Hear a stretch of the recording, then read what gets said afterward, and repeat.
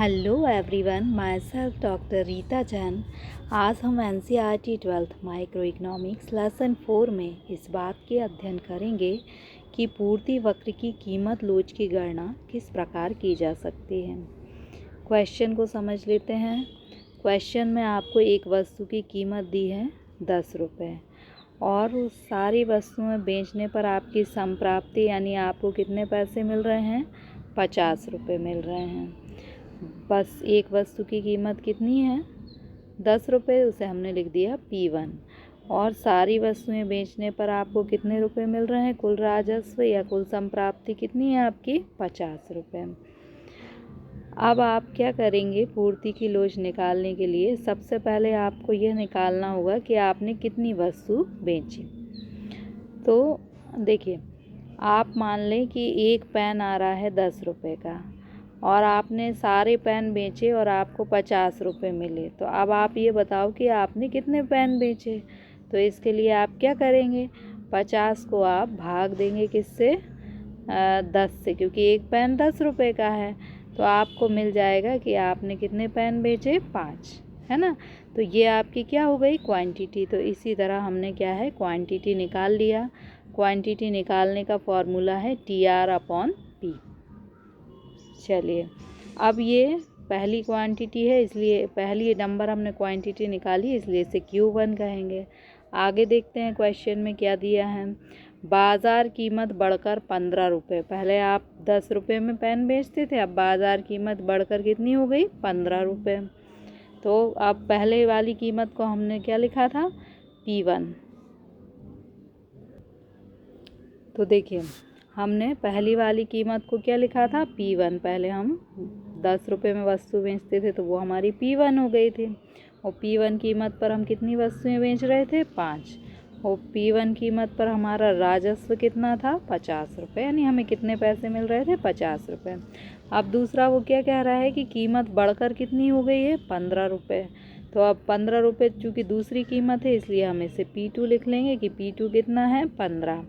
अब 15 रुपये कीमत पर वस्तु बेचने पर हमारी संप्राप्ति है 150, यानी हमें कितने पैसे मिल रहे हैं, 150 रुपये। तो हमारा TR2 या कुल संप्राप्ति कितनी हो गई, 150 रुपये। कुल संप्राप्ति को कुल राजस्व भी कह सकते हैं। अब हमें क्वांटिटी निकालनी होगी कि हमने कितनी मात्रा बेची। अब देखो, आपका पेन बिक रहा है 15 रुपये का और सारे पेन बेचकर आपको कितने रुपए मिले, 150 रुपये। तो आपने कितने पेन बेचे, आप 150 को 15 से भाग देंगे तो आपका कितना आ जाएगा, 10 की। अब की बार आपने कितने पेन बेचे, 10। तो आपका Q2 कितना हो गया, 10। Q1 था हमारा 5 और Q2 कितना हो गया, 10। अब हमारे पास कौन कौन सी चीज़ें हैं, हमारे पास Q1 है और ये Q2 है, ये हमारा P1 है और P2 ये है हमारा, है ना। अब हम पूर्ति की लोच का फॉर्मूला देखते हैं। पूर्ति की लोच के फॉर्मूले में आपको दिया हुआ है डेल्टा Q/डेल्टा P/Q। तो P और Q तो हमारे पास है, लेकिन ये डेल्टा क्या होता है, ये त्रिकोण है, इसे डेल्टा कहते हैं और डेल्टा का मतलब होता है वृद्धि। ठीक, क्वांटिटी में वृद्धि। पहले आप कितनी क्वांटिटी बेच रहे थे, Q1 कहाँ है, ये है। पहले आप 5 वस्तुएं बेच रहे थे, अब आप Q2 यानी 10 वस्तुएं बेच रहे हैं। तो क्वांटिटी में कितनी वृद्धि हुई, हम 10 में से 5 को माइनस कर देंगे तो हमारी डेल्टा Q निकल आएगा। डेल्टा Q कितना है, 5 रुपये। तो हमने डेल्टा Q की जगह क्या लिख दिया, 5। अब हम देखते हैं फॉर्मूले में आगे क्या है, डेल्टा P। डेल्टा का मतलब है वृद्धि और P का मतलब है कीमत, यानी कीमत में कितनी वृद्धि हुई। पहले हम वस्तु को कितने में बेच रहे थे, 10 रुपये में, अब कितने में बेच रहे हैं, 15 रुपये में। कितनी वृद्धि हुई, 15 में से हम 10 को घटा देंगे, 5 की वृद्धि हुई। तो अब हम क्या करेंगे, अब हम डेल्टा P की जगह क्या लिख देंगे, 5 लिख देंगे। ये वाला 5 हमने यहाँ लिखा और ये क्वांटिटी 5 हमने यहाँ पर लिखी। चलिए आगे देखते हैं फॉर्मूले में क्या दिया है, P। यहाँ P का मतलब होता है P1 और Q का मतलब होता है Q1। यानी शुरू में क्या कीमत थी, शुरू में हम कितनी मात्रा बेच रहे थे, शुरू में कीमत कितनी थी 10 रुपये, तो ये 10 हमने उठाकर यहाँ लिख दिए। शुरू में हमारी क्वांटिटी यानी हमने कितनी मात्रा में वस्तु को बेच रहा था, 5 वस्तुओं को बेचा था, तो ये 5 हमने यहाँ लिख दिया। चलिए अब हम इसे सॉल्व करेंगे। 5 से 5 को काट देंगे, 5 से 10 को काट देंगे, तो हमारी पूर्ति ES means elasticity of supply या पूर्ति की लोच कितनी आ गई, 2 आ गई। तो इसको समझने के लिए सबसे पहले आपको क्या करना पड़ेगा कि यदि हमें क्वांटिटी निकालना है तो उसका फॉर्मूला है TR/P। तो ये दोनों सेम फार्मूले, एक फार्मूला आप कोई भी याद कर लें। फिर आप ये पूर्ति की लोच का फार्मूला याद रख लें, वैल्यू रख दें। A firm earn revenue 50 when market price of goods is 10। यानी कोई वस्तु है जिसकी मार्केट प्राइस क्या है, 10 रुपये है, और उसको बेचने से हमें रेवेन्यू यानी आय कितनी होती है, 50 rupees.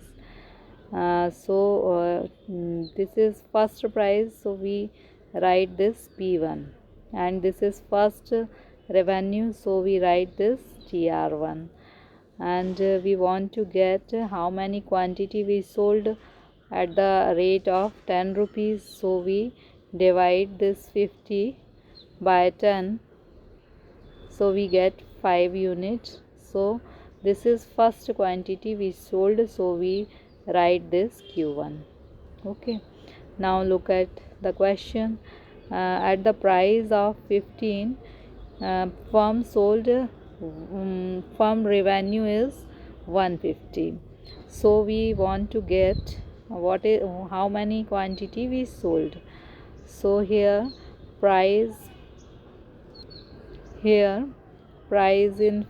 50. This is second price, so we write this P2 is 15, and here total revenue is 150, so we write this TR2 is 150.